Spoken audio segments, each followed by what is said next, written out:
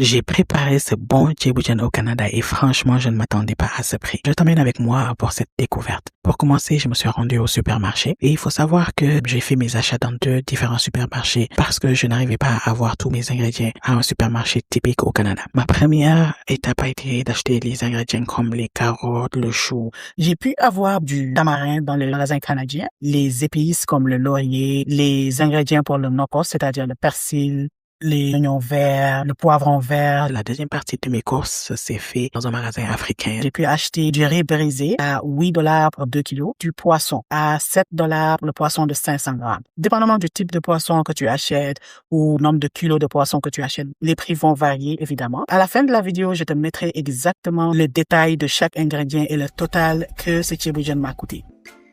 C'est parti pour la cuisson. Pour commencer, piler du persil, de l'ail, du poivre et du bouillon. Ça va être notre rose qu'on va mettre dans le poisson. Lave bien tes poissons. Mets des petits trous dans le poisson et mets ton rove dedans. Ensuite, on va passer à la cuisson. Dans une marmite, mets de l'huile, la tomate, du sel. Fais tourner un peu, ajoute une feuille de laurier, du gidj, du yet et continue à tourner jusqu'à ce que la tomate grille bien. Ensuite, tu vas mettre ton eau et tu vas mettre un peu de bouillon facultatif. Par la suite, tu pourras mettre tes légumes, les légumes que tu veux. Moi, j'ai juste mis des choux, des carottes et un peu d'igname. Tu donnes un peu le temps aux légumes de cuire un peu plus. Par la suite, tu vas mettre le poisson parce que ce poisson cuit très, très vite.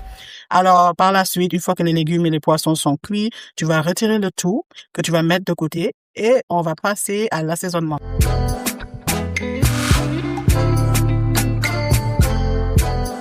Donc, tu rajoutes un peu d'eau et un peu de bouillon. Alors, par la suite, on va laver le riz.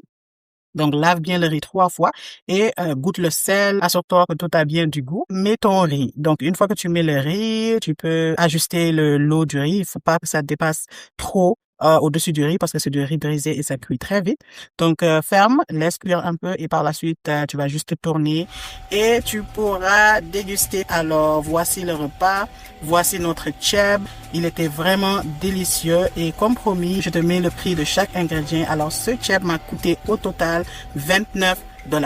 Alors 29 $, c'est à peu près 11 à 12 000 francs CFA. Est-ce que tu aurais pu faire ce genre de tchèb au Sénégal avec ce prix? C'est un prix quand même assez raisonnable, surtout avec les prix au Sénégal qui sont beaucoup chers maintenant. Une autre chose que j'aimerais mentionner, c'est le fait que dans mon prix, j'ai pas mis l'huile, les épices, le bouillon, parce que ça, c'est des épices qu'on n'achète pas tout le temps. Si tu as aimé la vidéo, n'hésite pas à l'aimer, à la partager et à t'abonner.